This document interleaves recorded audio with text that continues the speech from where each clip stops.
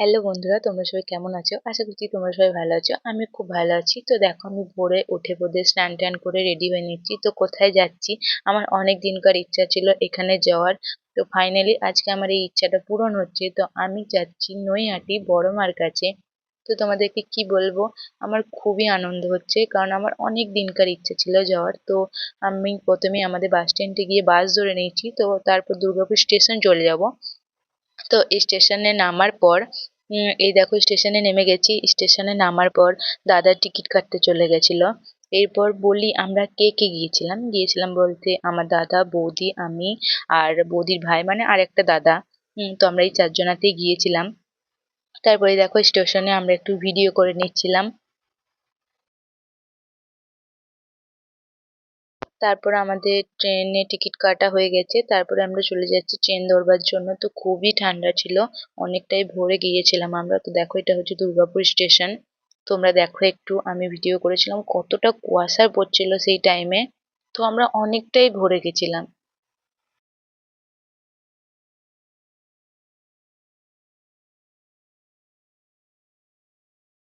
তো আমরা অনেকটাই দৌড়ে দৌড়ে যাচ্ছিলাম, কারণ আমাদের ট্রেনের টাইম ছিল। তারপর যে দেখি ট্রেনের টাইম এক আর ট্রেন আসে আরো এক। তো আমরা দাঁড়িয়েছিলাম, দাঁড়িয়ে যে যার মতন গল্প করছে, মানে কি বলবো। তারপরে অনেকক্ষণ ওয়েট করার পর তারপর ট্রেনটা চলে এসেছিল। তো এটা আমরা একদম স্ট্রেট দুর্গাপুর থেকে নৈহাটির ট্রেনে চেপেছিলাম। দুর্গাপুরে চেপেছিলাম, নৈহাটিতে নেমেছিলাম। তারপরে অনেকটাই ভিড় ছিল।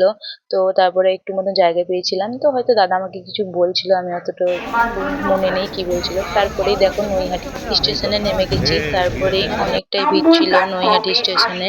তারপরে আমরা প্রায় মন্দিরের দিকে যাচ্ছিলাম। তো মন্দিরের সামনে যাওয়ার পর আমরা দেখছিলাম কোথায় ডালা নিয়ে যায়, পুজোর ডালা। তারপর আমরা পুজোর ডালা নিয়ে নিয়েছিলাম।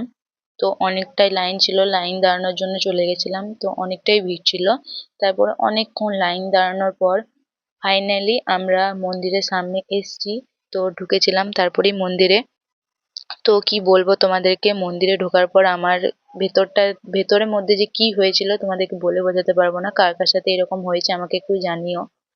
তারপর এই দেখো, দেখতেই পাচ্ছ অনেকটাই ভিড় ছিল।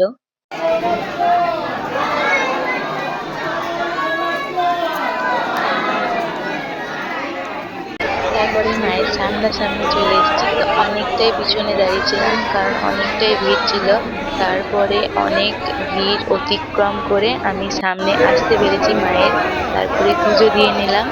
তো অনেক মন শান্তি করে পুজো দিয়েছিলাম, কি বলবো, আমার অনেক দিনকার ইচ্ছা পূরণ হয়েছে। তারপরে আমরা গঙ্গাতে চলে গেছিলাম। গঙ্গাতে যাওয়ার পর আমরা একটু খাওয়া দাওয়া করে নিয়েছিলাম, কারণ সকাল থেকে যেহেতু না খেয়েছিলাম। তো লুচি, সবজি, মিষ্টি এসবই ছিল। তারপরে আমরা খাওয়া দাওয়া করে শিয়ালদা স্টেশনে চলে গেছিলাম। তো আরো আমি একটা মন্দিরে গেছিলাম। তো তোমাদের সাথে আমি এটা নেক্সট ভিডিওতে শেয়ার করব।